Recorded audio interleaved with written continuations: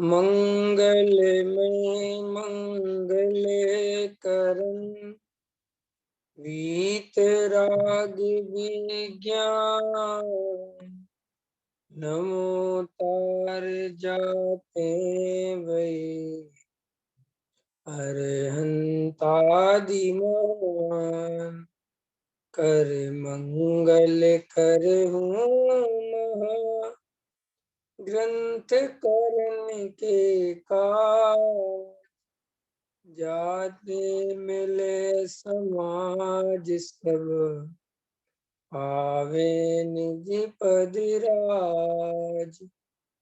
इस भव तरु का मूल एक जानो मिथ्या भाव ताको कर निर्मूल अब करिए मोक्ष उपाय।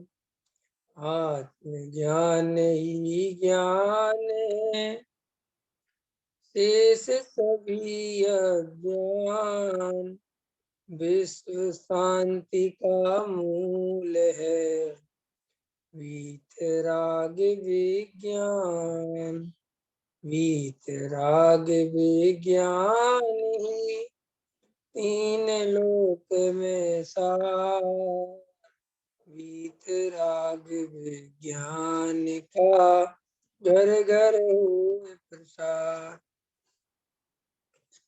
सम्यक दर्शन। धर्म की रुचि वाले जीव को सर्वप्रथम क्या करना चाहिए, इस पे अपनी चर्चा चल रही है। कल भी अपन ने संसार की बहुत कुछ चर्चा ली थी कि वास्तव में मिथ्यात्व का नाश करने का उपाय सर्वप्रथम जीव को करना चाहिए।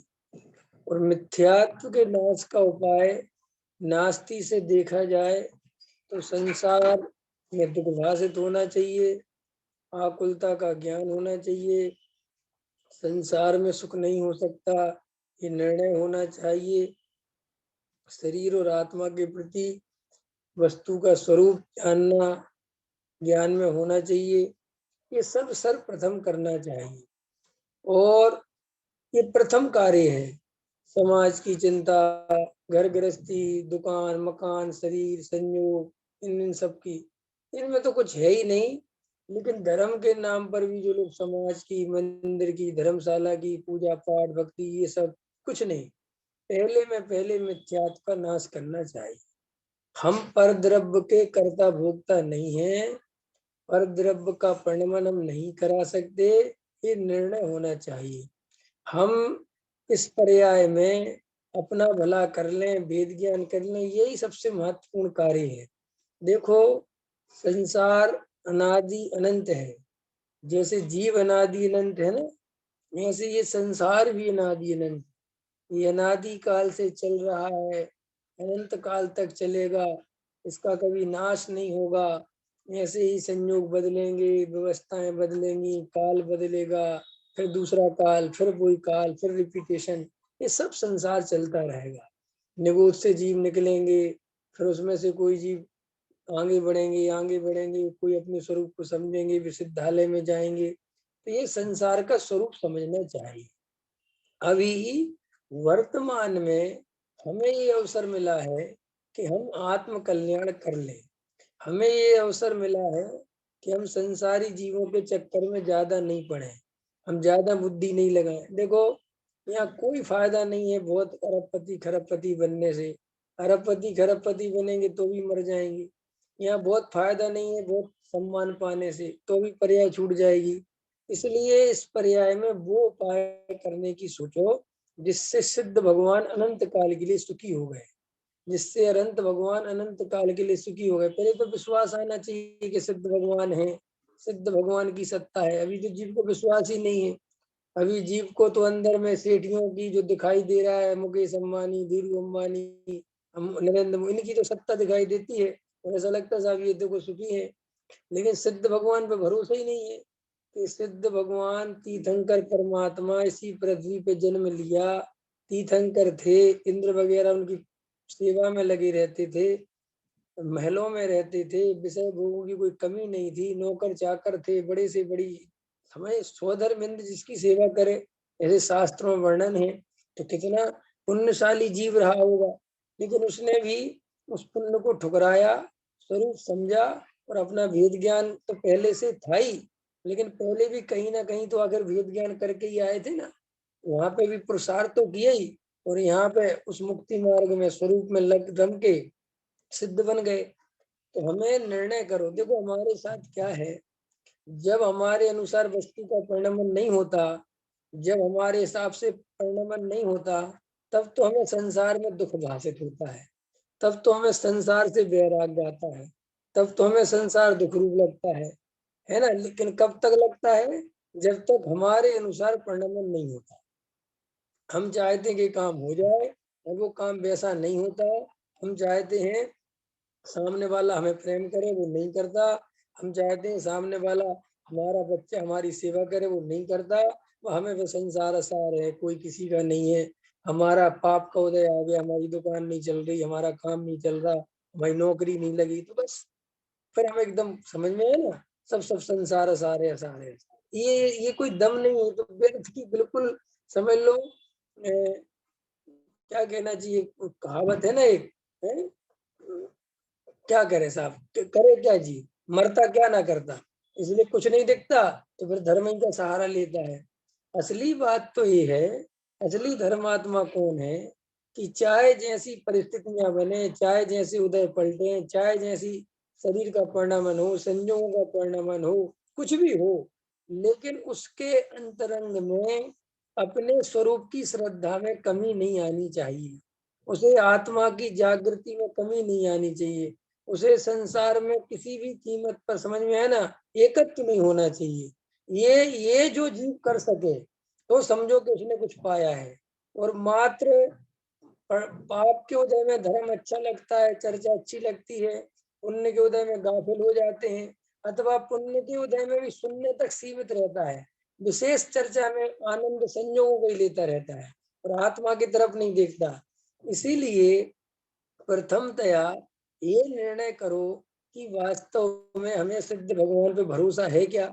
सिद्ध भगवान है, और सिद्ध भगवान ऐसे ही सुखी हुए हैं, उनने आत्मा की शरण ली है, इस संसार के संयोगों में एकत्र नहीं किया, मोह महामद नहीं पिया, उनने संसार के स्वरूप को गहराई से देखा। वे भी हमारे ही जैसे थे, उनकी भी ऐसी परिस्थितियां थी, सब चीजें थी, लेकिन उन्होंने भेद ज्ञान को नहीं छोड़ा। और मैं तो भेद ज्ञान छोड़ के ही बैठा हुआ हूँ, करते ही नहीं भेद ज्ञान। तो इसीलिए हमें प्रथमतया ये निर्णय चाहिए। देखो हम धर्म के नाम पर बार बार मूर्ख बनते हैं, रोज मूर्ख बनते हैं, कभी कुछ कभी कुछ। धर्म में ज्यादा कुछ नहीं है बाहर में, धर्म बिल्कुल अपनी गुप्त चीज है, अंतरंग चीज है। अपने स्वरूप का निर्णय करना, अपने स्वरूप के प्रति रुचि होना, अपनी आत्मा की सच्ची श्रद्धा होना, ये काम की बात। अब ये सब ये करना और ये नहीं करना, ये सब छोड़ो, ये अपने को उलझाने की बातें हैं, सुलझने का मार्ग है। क्या तुम्हें वास्तव में संसार से दुख लगता है? और अगर संसार से दुख नहीं लगता है, तो तुम आत्मा की कितनी ही बातें सुनते रहो, तुम्हें आत्मा नहीं मिलेगा, ये पक्की। क्योंकि वहां जब तक जीव को दुख नहीं लगेगा, तब तक वो यहाँ रुचि पूर्वक नहीं लगेगा। देखो मछली होती ना, मछली, मछली को पानी में रहती है, तो उसको पानी की कीमत पता ही नहीं चलती कि पानी है क्या चीज, बस पानी पानी में रहती है। लेकिन जब कोई मछुआरा उसको पानी से बाहर निकालता है, और जब वो तड़पड़ाती है, समझ में आया ना, तो तड़पड़ाती है रेत पर डली तड़पड़ाती है, तब उसे पता चलता है कि यार ये पानी तो अमृत था। और वापस अगर गलती से उसी पानी में चली जाए, तो फिर उसे सुख भाषित होता है, वो क्या गजब। ऐसे ही अभी हमें पुण्य के उदय से तत्व ज्ञान मिल गया, तत्व चर्चा मिल गई, वेद ज्ञान की बातें मिल गई, तो हमें इसकी बहुत ज्यादा कीमत नहीं समझ में आ रही कि बहुत कीमती चीज मिल गई है, ये कोई पता नहीं क्या मिल गया है। अपन समझ रहे ठीक है, घर घर चर्चा धर्म की हो रही है साहब, बढ़िया चल रहा है साहब, वो पता ही नहीं चीज को कितनी कीमत है इसकी। और सच पूछो, जब ये तुम्हारा कोई पाप का उदय आएगा, इंद्रियां शिथिल पड़ेंगी, और जब ये तत्व ज्ञान की बातें कोई सुनने सुनाने में समझने में नहीं बचेंगे, वो श्रद्धा पूरी तरह नहीं मिली होगी, तब पता चलेगा कि क्या खो दिया अपन ने। अभी थोड़ी पता चलता है। इसीलिए सबसे प्रथमतया संसार की आकुलता देखो, कितनी मायाचारी, कितना क्रोध, कितनी मान, कितनी माया, कितना लोभ, राग, द्वेष, जेलसी, जलन, ईर्षा भाव, सब देखो गहराई से, इनको देखो कि क्या हो रहा है। ये जीव को कितनी भट्टी में जलाया जा रहा है। बचाओ, अपने जीव होके भी, अपने स्वरूप में भगवान होते हुए भी क्या दशा है। क्यों? और सुनो, ये चर्चा क्यों कर रहे हैं? इसलिए कर रहे हैं कि क्रोध, मान, माया, लोभ का दुख नहीं लग रहा है। अंदर समझ में आया?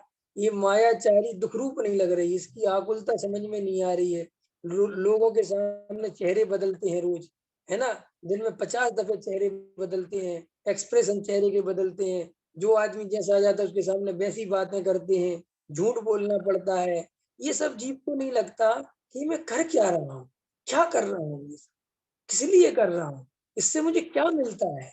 ये जरा सी झूठी शान और शौकत के लिए कितना मायाचार।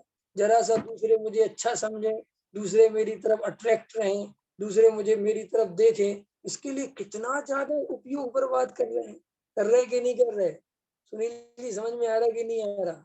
मैं विचार करो, महिलाएं घंटों शीशे के सामने बर्बाद करती हैं, पुरुष भी करते हैं। आजकल तो पुरुष भी महिलाओं से कम नहीं सजने संवरने में। विचार करो, किसके लिए इतना क्यों सजना संवरना? सिर्फ इतने से काम के लिए कि लोग मेरे को देखें। ख्याल में आएगी? तो इतनी सी तो बात है। और सुनो, देखें भी और ज्यादा नहीं देखें। अगर ज्यादा देखे तो उसमें फिर दिक्कत है, कितना क्यों घूर रहे भाई मेरी तरफ, है तो उसमें भी आपत्ति है नहीं?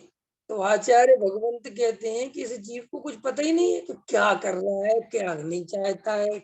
मकान बड़ा बनाएगा, लोग उसको देखेंगे तो भी परेशान होगा, क्यों देख रहा है भाई मेरी मकान की तरफ। और कोई उसके मकान की तरफ नहीं देखेगा तो भी परेशान होगा, कोई मेरे मकान की तरफ देखते ही, मैंने इतनी उससे मेहनत से बनाया है। क्या करे बताओ, कैसे सुखी करे जीव को? लेकिन आचार्य कहते बात इतनी सी नहीं है। जीव को ये बात समझ में तो आ जाए कम से कम कि दुख रूप अवस्था है। मिथ्यात्व किसका नाम है पता? प्रमोद जी, मिथ्यात्व की परिभाषा बोलेंगे?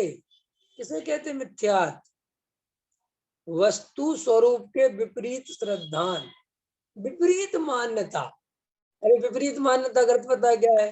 कि जहां दुख है, जिसके कारण दुख है, उसको दुख नहीं मानता। जहां सुख है, जिसके कारण सुख है, उसको सुख नहीं मानता। ये सब क्या है? मिथ्या मान्यता। पंच इंद्री के विषय भोगों से सुख आ नहीं सकता, ये सुख मानता है। ख्याल में है ना? शरीर और आत्मा एक हो नहीं सकते, ये एक मानता है।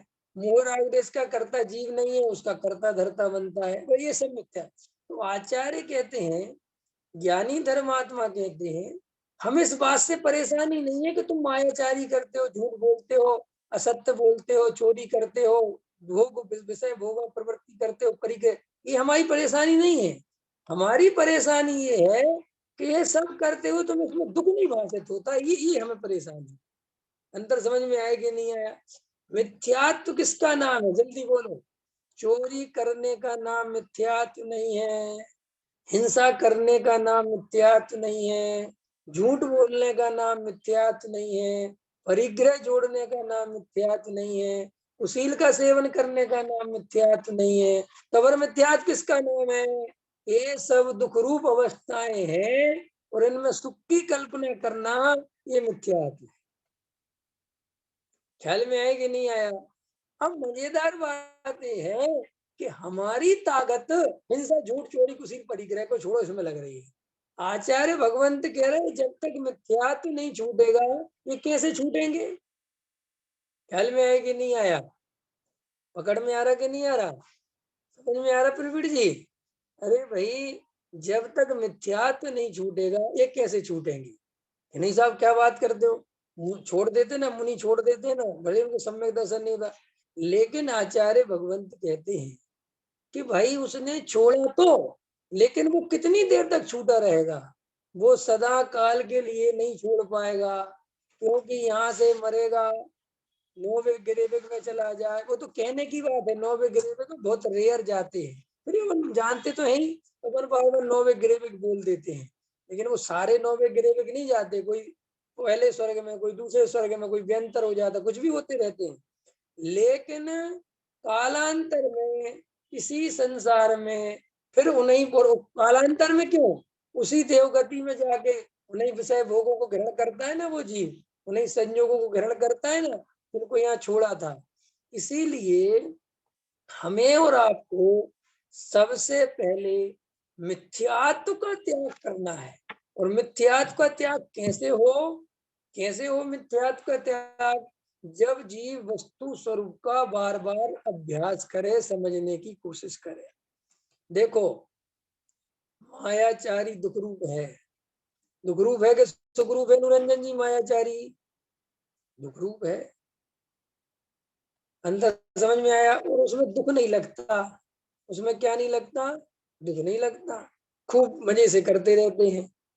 तो आचार्य कहते हैं कि अब इसमें तुम्हें गहराई से, यही तो काम है। जीव कहते हैं ना पुरुषार्थ क्या करना, ये सब पुरुषार्थ करना है ना। जैसे देखो, पहले नंबर पे चलते हैं, नौ कर्म से जीव न्यारा है।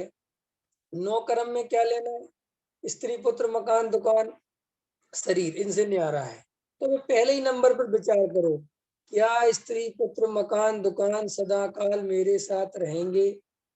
इनसे मुझे सुख आ सकता है? क्या ये सुख के कारण हो सकते हैं? इनसे निराकुलता मिल सकती है? अरे जिनसे आकुलता मिलती है उनसे जीव निराकुलता भी चाहता है। पत्नी क्षण भर में आकुलता का कारण लगती है, पति क्षण भर में आकुलता का कारण लगता है। फिर इस जीव को उपाय कुछ नहीं सोचता, तो फिर उसी की शरण में चला जाता है, कहता बहन जी तुम्हें सुख दे दो हमें, वो कहती भैया तुम्हें दे दो, संसार ऐसे चलता है। ये जीव बेचारा रात और दिन इसी काम में लगा हुआ है। पहले उनमें दुख, जब वो विपरीत परिणमन करते हैं तो एकदम दुखी हो जाता है, तो सोचता है कोई काम की नहीं, खाएगी पत्नी, खाएगी बच्चे, खाएगी पति, कसब बेकार, इससे अच्छे तो नहीं होते। देखना अभी परिणाम चल रहा है अंदर ही अंदर, और एकदम मजबूत भेद ज्ञान चल रहा है, ठीक है। फिर थोड़ी देर बाद, घंटा डेढ़ घंटे 2 घंटे बाद, इधर मुंह मारता है उधर मुंह मारता है, फिर कुछ नहीं दिखता, फिर उसी की शरण में चला जाता है। फिर कहता लड़ाई झगड़ा बंद करो, चाय बना दो, कुछ नहीं रखा लड़ाई में। जबकि वास्तविकता तो ये है तो कुछ कर नहीं सकते बेटा, तुम रखा तो बहुत कुछ है, ये तुम्हें हाँ समझ में तो आए जीव को करे क्या। इसलिए संसार में इतने लोग हैं परेशान, एकदम वैराग्य भावनाएं आ जाएंगी, 12 भावनाएं पड़ने लगे, कुछ होता नहीं। ये सब शमशानीय वैराग। ये जैन धर्म में ज्ञानी भगवंतों ने देखो तो क्या क्या नाम दी, उन्होंने कहा ये शमशानीय वैराग्य है, ये बार बार आता रहेगा, इसकी कोई कीमत नहीं है, कोई कीमत नहीं, धेले भर की कीमत नहीं है। वैराग्य संसार से आए तो कैसे आए, कैसे आए? अपने स्वरूप को देख के आए। अपने स्वरूप में इतना आनंद आए, इतना आनंद आए, इतना आनंद आए कि घर गृहस्थी में ऐसा लगने लगे बोझा क्या रखा है। स्वतंत्रता का आनंद इतना भासने लगे कि पराधीनता का दुख दिखने लगे। लेकिन भाई, पराधीनता में ही चुनाव करना कि ये पराधीनता अच्छी है और ये पराधीनता बुरी है, ये पागलपन है। ख्याल में आए कि नहीं है? भोगों ही में चुनाव करना, ये भोग अच्छे हैं और ये भोग बुरे हैं, मूर्खपना है, पागलपन है। ख्याल में आए कि नहीं है? कुछ दम थोड़ा ही है। बहुत गहराई से विचार करो, बहुत गहराई से, एक एक चीज का गहराई से विचार करो। तो देखो, हमें और आपको श्री गुरु क्या संबोधन करते हैं? श्री गुरु कहते हैं पहले पे पहले तुम्हें संसार का दुख भाषित होना चाहिए। और सब दुख भाषित नहीं होता, और हम आत्मा की बात सुने तो वेद ज्ञान करते रहे तो करो, लेकिन जब तक तुम्हें दुख भाषित नहीं होगा, उसमें वैसी ताकत नहीं लगेगी जैसी लगनी चाहिए। अंदर समझ में आया ना? लोक में भी क्या होता है, जैसे कोई सहारा देने वाला ऊपर से पीछे से, तो आदमी उतना ज्यादा मजबूत नहीं होता, और जब कोई सहारा देने वाला नहीं होता है तो बहुत मजबूत होता है। ऐसे ही संसार में जब जीव को आशा लगी रहती है कि साहब अभी तो सुख मिलेगा, अभी तो सुख, अरे अभी तो कोई बात नहीं, अभी तो अपन व्यवस्था बना, आत्मा की बात भी सुन रहे हैं, तो आत्मा में वैसी ताकत नहीं लगती जिससे सम्यक दर्शन होता है, जिससे आत्मानुभव होता है। ख्याल में है कि नहीं है? लोक में जब कोई शरण नहीं दिखती ना, तब देखो तुम आदमी की ताकत लगाने का तरीका। समझ में आया कि नहीं आया? सुनील जी, अभी आप कितने किलोमीटर की ताकत से दौड़ सकते हो। जैसे आप 10 किलोमीटर, 20 किलोमीटर, 4 किलोमीटर, 20 किलो ऐसे प्रति घंटा दौड़ सकते हो। क्यों? हमें काहे को दौड़ना ही क्यों? लेकिन बाई चांस अभी भूकंप आ जाए या कोई शेर तो आता नहीं हालांकि, लेकिन कुत्ते तो होते ही है मोहल्ले पड़ोस में, कुत्ता पीछे पड़ जाए बहुत तेज, तब आपको पता नहीं चलेगा कितनी शक्ति आपके अंदर आ जाएगी। आप ऐसे दौड़ोगे, बहुत तेज दौड़ोगे, कोई कहेगा इतनी तेज कैसे दौड़ गए, ये क्या हुआ? कि भैया दिख रहा था ना कि पीछे कौन लगा हुआ है। ऐसे ही श्री गुरु कहते, जब इस जीव को इस पर्याय का भय दिखेगा, अरे पर्याय छूट जाएगी तो क्या होगा, भैया अपना स्वरूप नहीं देखा मैंने, संसार में कहीं कुछ नहीं रखा है, तब इसकी जो ताकत वेद ज्ञान में लगेगी, फिर ये जो तत्व विचार में उतरेगा, उससे सम्यक दर्शन प्रकट होता है, उस ताकत से सम्यक दर्शन मिलता है। ख्याल में देखो, पूज्य गुरुदेव श्री का उदाहरण अपने सामने है। पूज्य गुरुदेव श्री के प्राणों में इतनी प्यास थी तत्व को जानने की, आत्मा की स्वरूप को इतनी प्यास थी कि वे 45 वर्ष तक, कोई समझ नहीं पाता गुरुदेव के बारे में, कुछ नहीं जानता, गुरुदेव ने 45 वर्ष तक रिसर्च करी स्वरूप को जानने की, इतना अध्ययन किया श्वेतांबर मत में रह के, इतने ग्रंथ पढ़े उन्होंने कि श्वेतांबर मत में कोई ग्रंथ नहीं बचा जो गुरुदेव ने नहीं पढ़ा, उनके संप्रदाय का सब पढ़ते रहे, लेकिन उनको अंदर से वो तृप्ति नहीं मिलती थी, वो आनंद की अनुभूति नहीं होती थी जो वो तलाश कर रहे थे। ये होती है प्यास, इसमें होते काम, इससे मिलती है वस्तु। और देखो, गुरुदेव श्री को मोक्ष मार्ग प्रकाशक और समय सार जी, दो ग्रंथ भाग्य से मिले, और कैसा आनंद छाया, कैसा उनने समय सार को पिया, कि सारी दुनिया को समय सार कर दिया उन्होंने। ख्याल में है कि नहीं है? ये प्यास है। अब आज तो हमारे घर में 3 तरह के समय सार होंगे। सुनील जी, आपके घर में कितने तरह के समय सार हैं? कोटा से प्रकाशित, जयपुर से प्रकाशित, सोनगढ़ से प्रकाशित, है कि नहीं?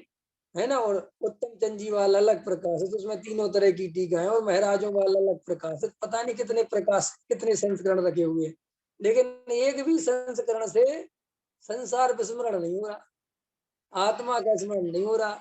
क्यों? कि वे ग्रंथ कुछ नहीं करते। अंतर समझ में आया? वो ग्रंथ कुछ नहीं करते, काम तो प्यास होती है। प्यास कितनी है! इसीलिए देखो भैया, अगर आपको वेद ज्ञान में मन नहीं लगता, आत्मानुभूति का उपाय करने का भाव नहीं आता, तो समझ लेना अभी संसार का दुख भाषित नहीं हुआ। बस सरल बात है। और कोई बात, किसी से, किसी पंडितों के चक्कर में मत फंसो, ऐसा हमारा आत्मा में मन नहीं लगता। सीधा उत्तर है, आत्मा में मन इसलिए नहीं लगता कि संसार का दुख नहीं लगता। अंतर समझ में आए कि नहीं है? सरल है ना बिल्कुल। अगर संसार में दुख लगे तो आत्मा का सुख समझ में आ जाए। देखो, हम समझ लो तैयार हो रहे हैं, है ना, और हमें दुख लगे, आकुलता लगे, कितनी आकुलता है, दूसरों को दिखाने की कितनी आकुलता है। एक हम मकान बनाने की सोच रहे हैं बड़ा, और उसमें उपयोग बर्बाद हुआ जा रहा है, हमें तकलीफ हो गई, कैसे बर्बाद हो रहा है, क्या रखा है इनका सामान। भले ही हम बनाए बिना नहीं रह पा रहे, समझना गहराई से, भले ही हम विषय भोग के बिना नहीं रह पा रहे, लेकिन कम से कम उसका आगे पीछे आकुलता तो भाषित हो, दिखे तो कि कितना दुख है। इसीलिए तो तीर्थंकर परमात्मा ने संसार में रहने की नहीं सोची, इसलिए तो दीक्षा ली, इसलिए तो आत्मानुभव में लगे रहे। क्यों? कि संसार का दुख भाषित हुए बिना। लेकिन हम लोग संसार के दुख भाषित होने के नाम पर क्या करते हैं? वो क्या करते हैं कि संसार में दुख भाषित हो रहा है, दुख भाषित हो रहा है, तो अब इसमें गलती क्या होती है? अब गहराई की चर्चा आ रही है। इसमें गलती क्या होती है? हिंसा का त्याग करो, झूठ का त्याग करो, चोरी का त्याग करो, कुशील का त्याग करो, परिग्रह का त्याग करो। माने संसार का दुख देख के लोग क्या करते हैं? स्वर्ग का उपाय करते हैं और नरक से बचने की सोचते हैं। ख्याल में है कि नहीं है? अरे भैया संसार दुख रूप, अरे दीक्षा ले लो, अरे भैया पंचम काल, अरे भैया कलयुग है, अरे सब त्याग कर दो, अरे खाने पीने में बदलाव करो।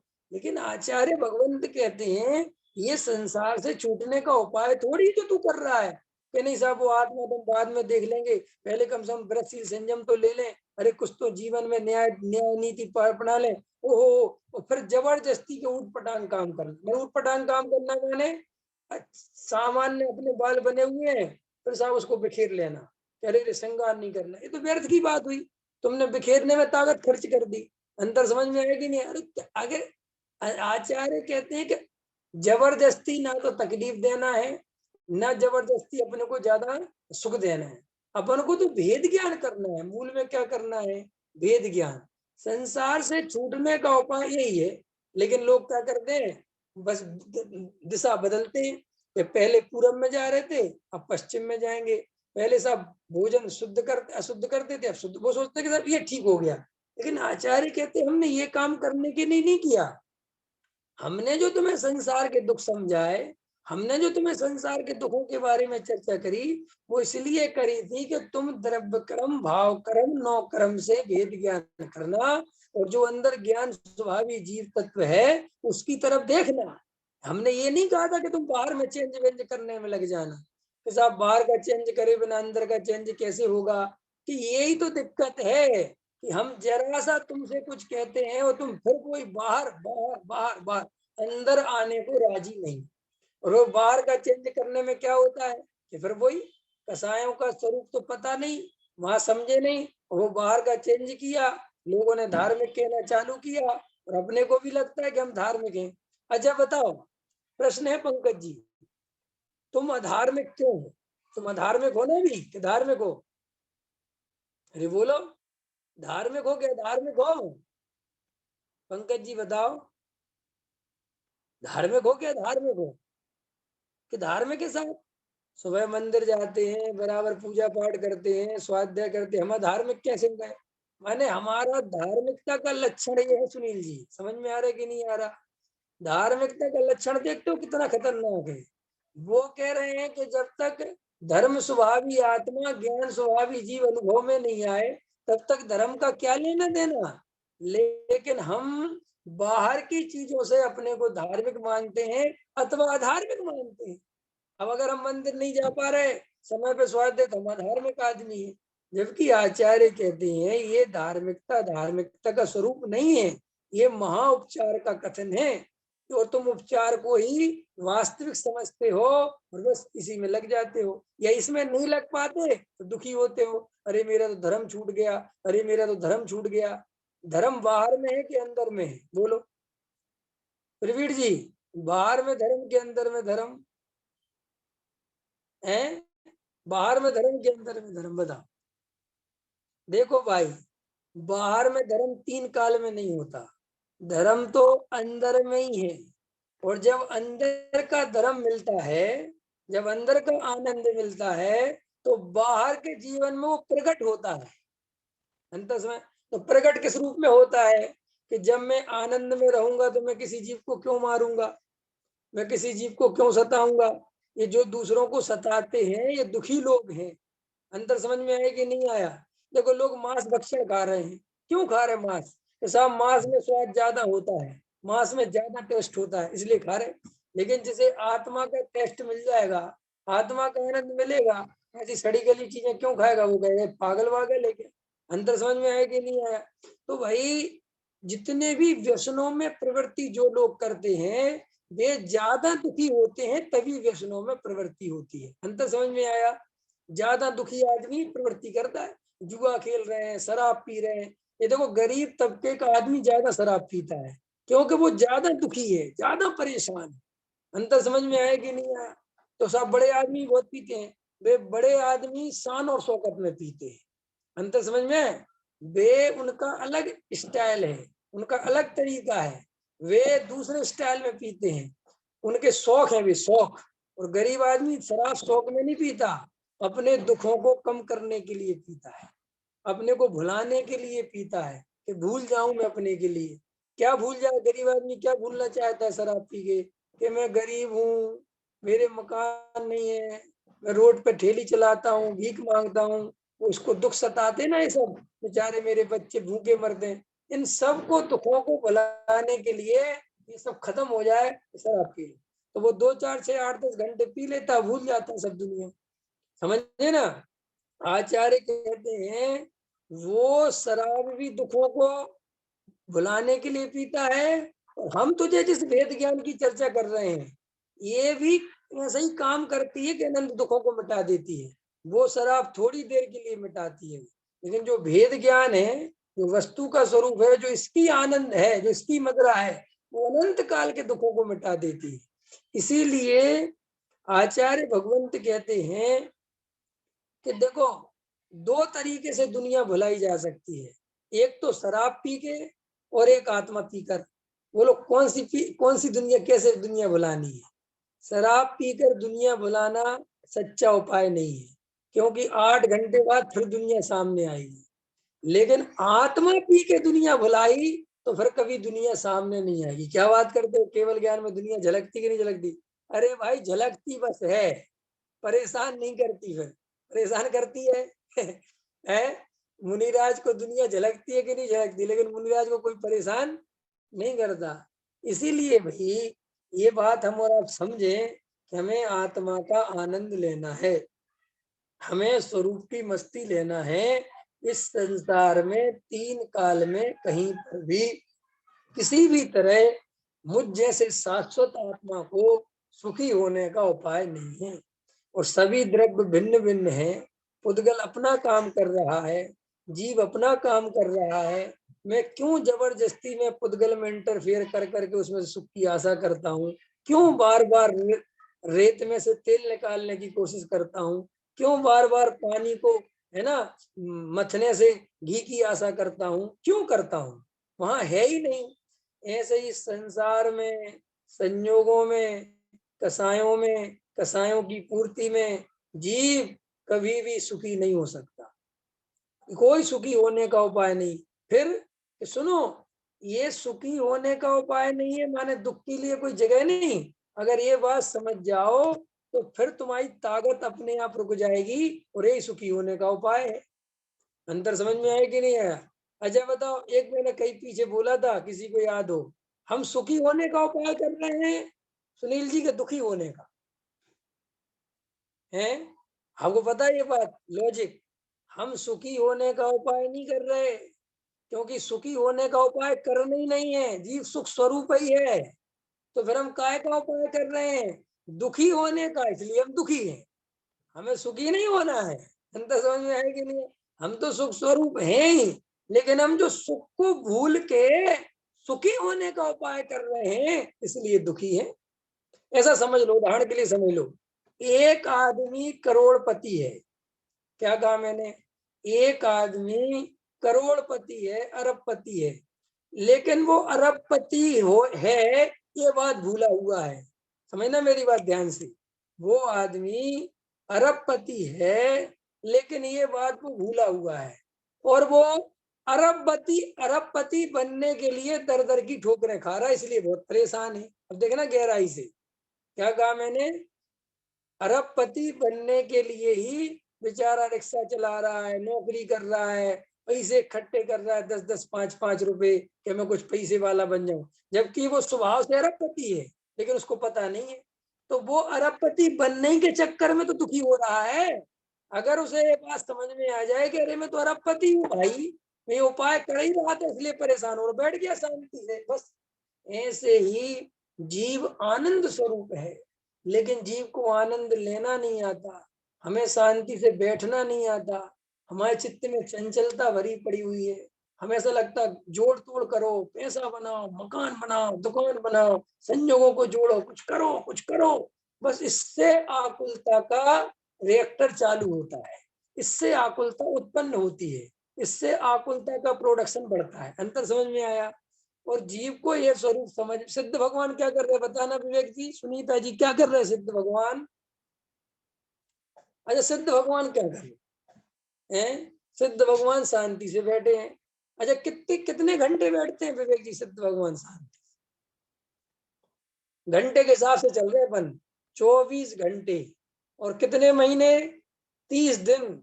और 365 दिन, समझ में आया नहीं? 12 महीने। अच्छा, कितने साल? कितने साल? अनंत काल। क्या कर रहे हैं? एक जगह बैठना है। फिर करना क्या है? कुछ नहीं करना, जानना और देखना है। अब देखना मेरी बात, हमें सिद्ध भगवान बनना है। क्या बनना है? हमें सिद्ध भगवान। और हमारे सिद्ध भगवान 24 घंटे एक ही जगह एक ही काम कर रहे हैं, जान रहे हैं और हिल भी नहीं रहे वहां से। ठीक? और हमें बनना सिद्ध भगवान है। तो सिद्ध भगवान हमसे कह रहे हैं कि मूर्ख, जब तुझे सिद्ध बनना है तो कम से कम आधा 1 घंटा शांति से बैठना तो सीख। कह रहा है महाराज वो ही हमारे बस की नहीं है, बस हमें समझ में नहीं है। तो वो कह रहा है तू सिद्ध बनने की सोचता क्यों है जब तू आधा घंटा शांति से बैठ नहीं सकता है।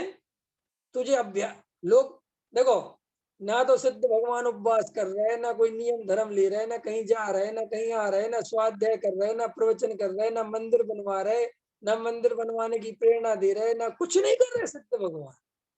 समझ में आया कि नहीं आया?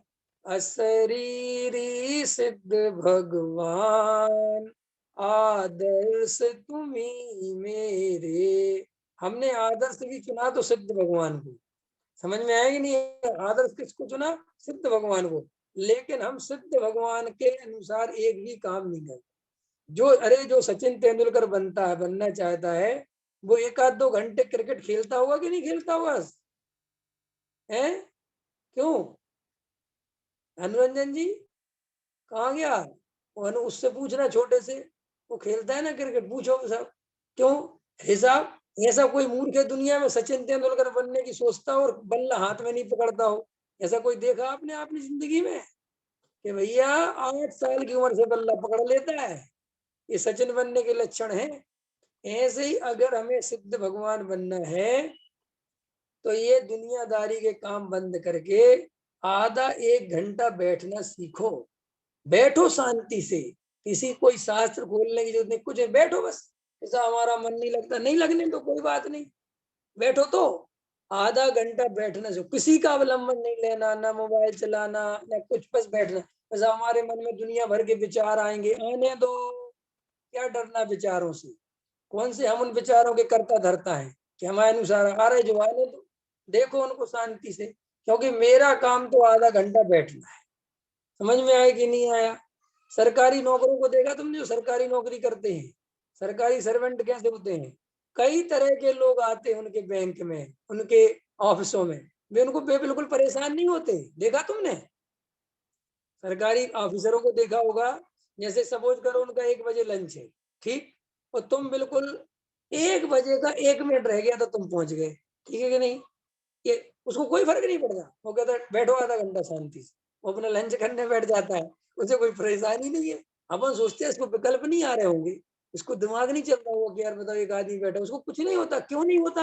अपन डॉक्टरों को देख देख के पता कहते हैं बड़े पापी होते हैं और बड़े क्या कहना चाहिए बेशरम होते हैं, इनकी आत्मा तो मरी चुकी होती है। भाई साहब तुम्हारी भी आत्मा मर चुकी होती है, नहीं मर चुकी होती है? अरे रोज रोज अगर तुम हॉस्पिटल में पेशेंटों को देखोगे, 24 घंटे यही काम करोगे, तो आत्मा जिंदा कहाँ तक रहेगी? किस किस के बारे में सोचोगे? उस डॉक्टर की तो रोटी खाना मुश्किल पड़ जाएगी। एक का पैर टूटा हुआ, एक का हाथ टूटा हुआ, एक का ब्लड प्रेशर है, एक का बीपी लो, हर वो किस किस के बारे में? वो पेशेंट का क्या होगा बेचारा, उसका तो बीपी लो हो रहा है, उसका क्या होगा, उसका तो हाथ पैर टूटा, कुछ नहीं। वो किसी के, उसका काम है दवाई देना, इलाज करना, उसका काम पेशेंट के बारे में सोचना नहीं है। अंतर समझ में आया ना? वो सोचता है कि पेशेंट का क्या हो रहा होगा, क्योंकि अगर वो ऐसा सोचेगा तो वो तो काम ही नहीं कर पाएगा। ऐसी तरह से तुम शांति से 1 घंटा बैठो, तो साहब मन में जो विचार आए उनका क्या, आने दो विचार। तुम्हें ना विचारों से लड़ना है, ना विचारों से परेशान होना है, 1 घंटा बैठना है, ना आंख भी बंद नहीं करना, और बोलो कोई ध्यान व्यान भी नहीं लगाना, बस बैठना है। देखो शांति से क्या हो रहा है, देखो तुम्हें कितना मजा आएगा। तुम आज करके देखना रात को, कहीं पता क्या कहोगे में से, पंडित जी कोई और उपाय बता दो, ये उपाय तो सबसे खतरनाक है। जबकि इस उपाय में कुछ नहीं कहा, कुछ नहीं करना है, बैठना है। लेकिन हमें दूसरे उपाय सरल लगते हैं। हम पूजा कर लें उसकी जगह, हम 2 घंटे भक्ति कर लें, हम भजन पढ़ लें, हम मंदिर चले जाएं, हम उन दूसरे पंडित जी का भजन सुन लें। ये सब उपाय जीव ने अनंत बार किए हैं, बस जीव शांति से बैठने को राजी नहीं है। और शांति से हम जब तक बैठेंगे नहीं, आत्मानुभव होगा नहीं, ये समझ लो। जो जितनी ज्यादा भाग दौड़ करे, चाहे धर्म के नाम पे करे हो चाहे कर्म के नाम पर करे, ज्यादा भागम भाग में कुछ नहीं मिलेगा भाई। आजकल तो मैं कभी कभी, जब सच बता रहा हूँ, मैं अंदर की बात बता रहा हूँ, बताना तो नहीं चाहिए फिर भी बता रहा हूँ। जब मैं बहुत ज्यादा शास्त्र पढ़ने वालों से, बड़े बड़े पंडितों से मिलता हूँ, तो आजकल तो मुझे घबराहट होती है उनको देख के। मैं सोचता हूँ देखो ये लोग कैसे कैसे लगे रहते हैं, इसने इसे ये लिखा है, वहाँ ये लिखा है, वहाँ ये प्रमाण मिल गया है, वहाँ ये चल रहा, वो बहुत अच्छा है, वहाँ ये भैया कैसे जीव इसी काम में, उनको बहुत मजा आता है, इंटरेस्ट आता है, चर्चाएं चल रही हैं सब वहां पे, इतने इतने प्रतिषेध लिए, वहां पर सब ये लिया है, वहां पर सब ये लिया है, वहां पे ये लिया है, वहां पे ये लिया है, और आदमी से कान लगा के सुन रहा है जैसे सम्यक दर्शन हो जाएगा। अंतर समझ में है कि नहीं है? वो लगे हुए, मेहनत चल रही, उस पर रिसर्च चल रही, तो ये करना चाहिए कि नहीं करना चाहिए? विवेक जी बताओ, करना चाहिए कि नहीं करना चाहिए? अरे बोलो, करना चाहिए कि नहीं करना? इसके लिए मैं उदाहरण देता हूं तुम्हारे सामने। प्रोफेसर अकेले कमरे में बैठ के मीटिंग करते हैं, क्या कहा मैंने? प्रोफेसर लोग अकेले में बैठ के मीटिंगें करते हैं, बारीक बारीक चर्चाएं करते हैं, उनकी बातें होती हैं, लेकिन वे बे चर्चाएं बाहर अपने विद्यार्थियों से नहीं करते, क्योंकि वे जानते हैं कि ये तुम्हारा विषय नहीं है, ये हमारे लेवल का विषय है। ऐसे ही श्री गुरु कहते हैं कि हमें ज्यादा श्रोताओं से बारीक चर्चा ना करके, अगर श्रोता अभी मिथ्यात्व में डला हुआ है, उसे अपनी स्वरूप की खबर नहीं पड़ रही है, उसे भेद ज्ञान नहीं हो, तो भैया भेद ज्ञान पे ताकत लगाओ, सिर्फ भेद ज्ञान पे ताकत लगाओ। देखो, जब हमारा 14 गुण स्थान हो जाएगा, आत्मानुभव हो जाएगा, उसके बाद हमारे पास कोई, हम ऐसा नहीं कि सिद्ध बन जाए तो अच्छी बात है, बहुत समय रहेगा, बहुत समय रहेगा कि विशेष गहराई में जाने का। लेकिन अगर हमारा मूल काम रह गया, देखो कल मैंने उदाहरण दिया था कि भाई पहली क्लास पढ़ते हो तो पहली क्लास ही पढ़ो, ऐसा मत करो कि दूसरी क्लास की भी पुस्तकें दे दो, तीसरी की भी दे दो, चौथी की भी दे दो, पांचवी की भी दे दो, छठवीं की भी दे दो, 7 की भी दे दो, 8 की भी दे दो, 9 की भी दे दो, 10 की भी दे दो।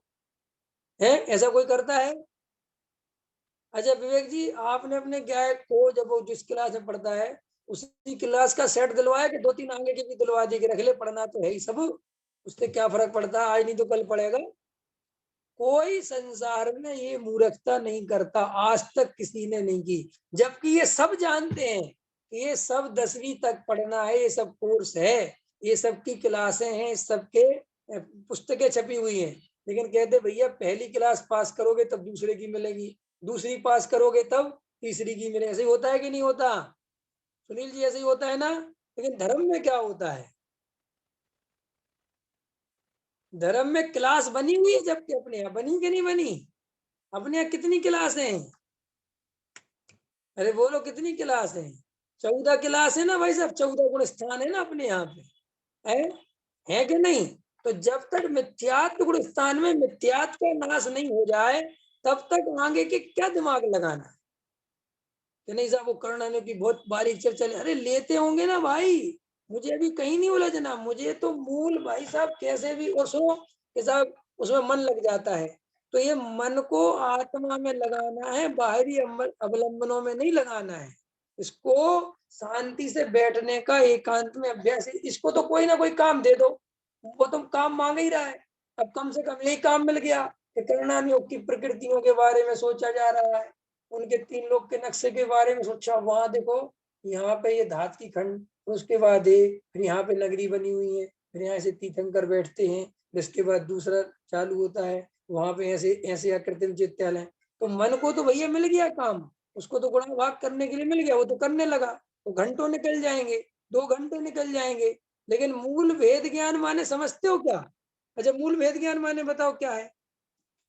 कौन बताएगा? सुनील जी, निर्विकल्प आत्मानुभूति का मतलब क्या है? कि जहां विकल्पों के लिए अवकाश नहीं है। और कौन से विकल्पों के लिए अवकाश नहीं है? कौन से विकल्पों के लिए? समय सार की 7वीं गाथा, मैं ज्ञान हूं, मैं दर्शन हूं, मैं चारत्व हूं, मैं सुख हूं, मैं आत्मा हूं, ऐसे विकल्पों के लिए भी जहां जगह नहीं है, वहां निर्विकल्प आत्मानुभूति होती है। तो आप तो गुलिस्तान के विरोधी, मैं किसी का विरोधी नहीं भैया, मैं तो सिर्फ ये कह रहा हूं कि पहली क्लास पास करो, मिथ्यात्व का नाश करो। क्या कहा मैंने? प्रथम तया, देखो ये गुरुदेव श्री की पुस्तक पढ़ रहे हैं ना अपन, इसमें आप देखो गुरुदेव के, उसको नोट किया करो कि पूज्य गुरुदेव श्री पूरे टाइम सिर्फ और सिर्फ आत्मानुभव भेद ज्ञान, आत्मानुभव भेद ज्ञान, इसी को मुख्य करते हैं, और कुछ नहीं कहते वो। क्यों? कि भाई अनादि काल से अगर हमने कोई काम नहीं किया तो वो ये नहीं किया है। अभी कल भी मैंने एक लाइन बोली थी कि आत्मा के नाम पर उलझने के अनंत रास्ते हैं और सुलझने का एक ही मार्ग है। उलझाने वाले करोड़ों हैं भाई साहब, वे खुद भी उलझे हुए हैं और तुम्हें भी उलझाएंगे। मंदिर बना लो, धर्मशाला बना लो, विद्यालय चलवा लो, अरे कर लेंगे बाद में भाई साहब, भाई साहब, भाई साहब। ख्याल में है कि नहीं है? बेहोश है बेचारा, होश नहीं ना, जीव को होश नहीं ना। कभी बोलता है आत्मा ही सब कुछ है, फिर कभी बोलता है मंदिर के बिना कुछ नहीं है। और सब जगह बेचारा ठगा जाए, उसको कुछ पता ही नहीं। आत्मा की चर्चा भी बेहोशी में करता है, समाज के काम भी बेहोशी में करता है ना। सब जगह लगा, उससे पूछो कि क्यों भैया, अरे पंडित साहब आप समझते नहीं, सब जरूरी है। क्या है? सब जरूरी है। समाज भी देखना पड़ता है, मंदिर का कमेटी भी देखनी पड़ती है, कार्य क्या कहते हैं उसको, कार्यकारिणी भी देखनी पड़ती है, विद्वानों को भी देखना पड़ता है, सब दिगंबर सब देखना पड़ता है। पंडित साहब आप तो समझते हो ना, वो तो व्यवहार है ना, परमार्थ तो वही है जो आप समझाते हो। देखो कितना अच्छा पंडित है ये, कितना बढ़िया, इससे बड़ा पंडित मिलेगा तुम्हें। लेकिन बेहोश है ना, कुछ होश नहीं बेचारे, होश नहीं। आत्मा की बात भी बेहोशी में सुनता है और सांसारिक कार्यों को भी बेहोशी में करता है। कोई निर्णय नहीं है कि मुझे करना क्या है, मेरा जन्म हुआ किस काम के लिए, कुछ पता नहीं है। गंगा गए सो गंगा दास, विवेक जी पूरा तो करो इसको।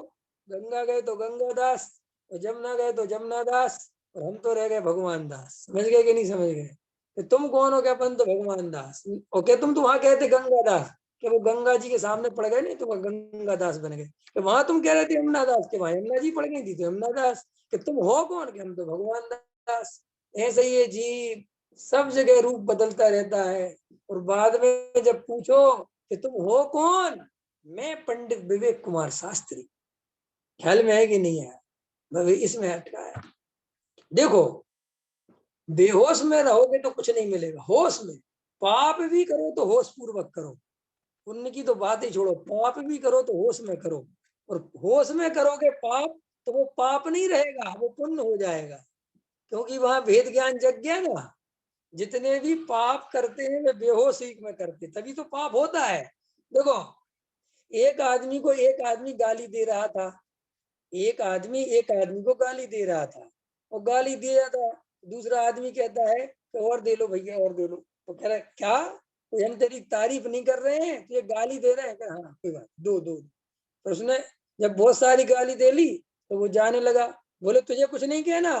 बोले एक दिन बाद सोच के बताऊंगा क्या कह रहे हो। गालियों के जवाब सोच के नहीं दिए जाते। क्या कह रहा है वो?